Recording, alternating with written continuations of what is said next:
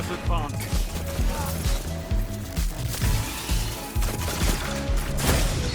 You made that look easy.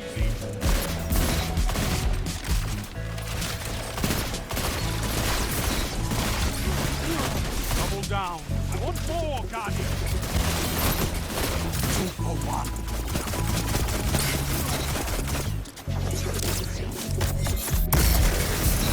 Hey, what up superstars, it's your boy Ibetonme. In this video, I'm going to give you guys the best Destiny 2 Warlock build for PvP and Lightfall. Now, you guys know I'm a big proponent for Destiny 2 PvP gunplay versus abilities. However, since it's clear that abilities are more important than Destiny 2 PvP now, I'm going to give you guys the most broken build that you could possibly have for this season. And guys, I ain't gonna lie to you, this is definitely a build you want to take into the Trials of Osiris this weekend. Now make sure you stick around to the end of this video, because if not, you're not really gonna understand the power of this build and how to make this thing unlimited. Hey, and lastly, I definitely want to tell you guys, welcome to the channel. I appreciate the support.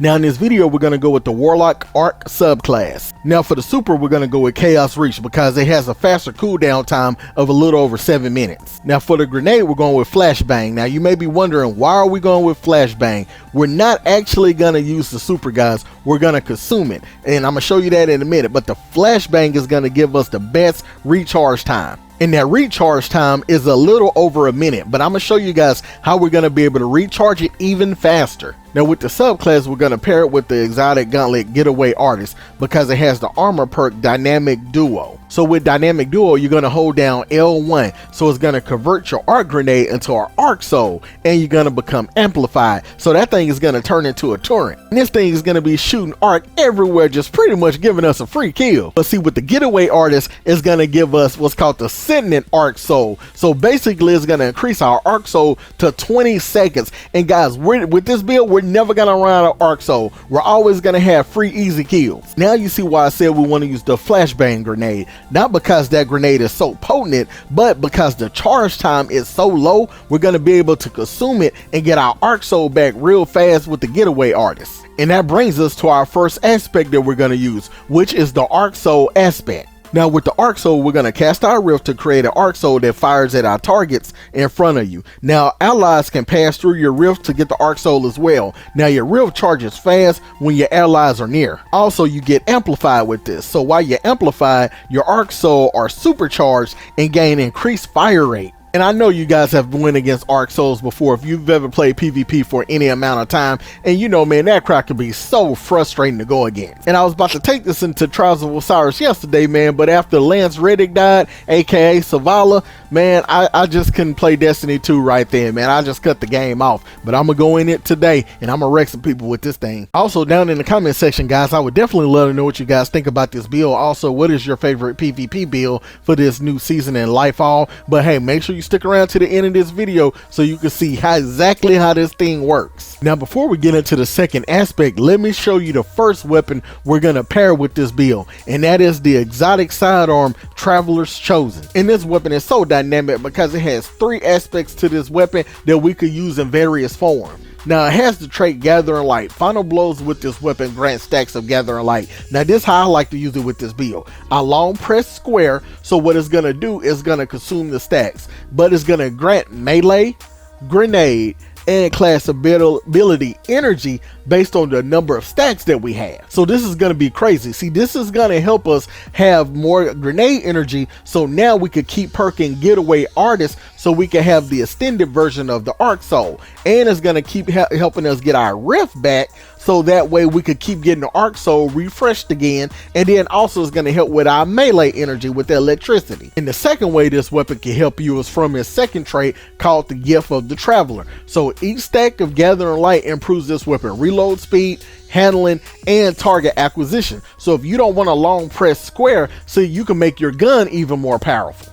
And the third way this weapon can help you is with its catalyst, okay? It grants you osmosis and also surplus. So with osmosis, using your grenade ability changes this weapon damage type to match your subclass until you stow it. Now with surplus, it increases handling, reload speed, and stability for each fully charged ability. And our abilities are always going to be charged, guys. So to get this weapon, just go to the exotic archive at the tower, and this weapon is going to be under the exotic Shadowkeep expansion. And I can pretty much stop this build right here, guys, and this is pretty much the most OP build in Destiny 2 right now. But you know what, it gets even better. All right, so for the second aspect, we want to go with Electrostatic Mine. Okay, now with Electrostatic Mine, defeating targets with arc abilities or defeating jolted or blinding targets create an ionic trace. Now collecting an ionic trace make you amplified. And in a few minutes, guys, I'm going to show you a way to where we're always going to have enemies jolted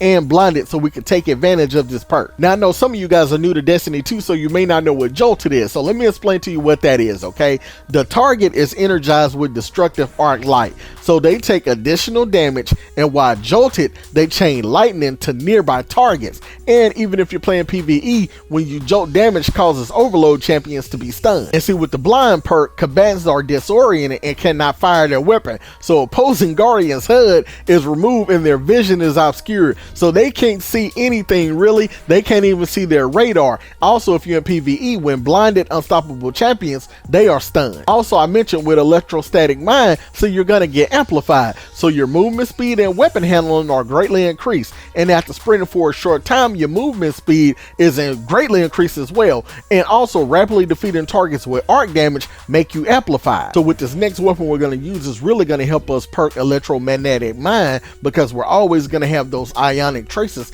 coming back to us so we could be amplified. And that weapon is the amazing Philotactic Spiral Pulse Rifle. That's the pulse rifle I am using in this gameplay. Why? Because on this weapon I have the trait Volt Shot. Reloading this weapon after defeating a target overcharges this weapon for a short period of time, causing it to jolt targets on the next hit. So when players are jolted, guys, they're going to take increased damage, but not only that, it's going to chain lightning to nearby targets, so you could get a lot of double and triple kills. So I hope you guys are starting to understand what you got your hands on here. Okay, guys, electricity is going to be everywhere. People are going to be getting hit with arc soul, overcharged abilities.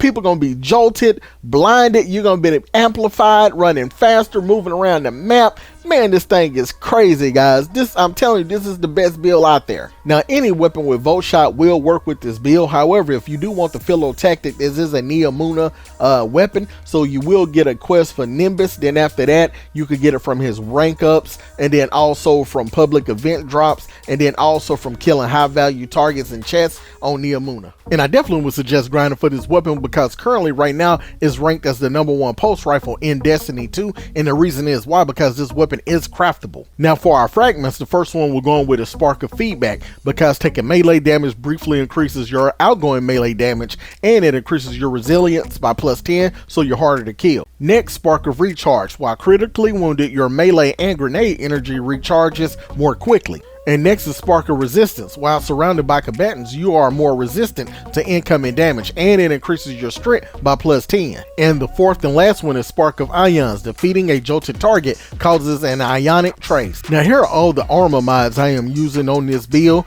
Now these are some really good, because all of these are going to help you with your ability to recharge in any form of capacity and help you become charged with light as well.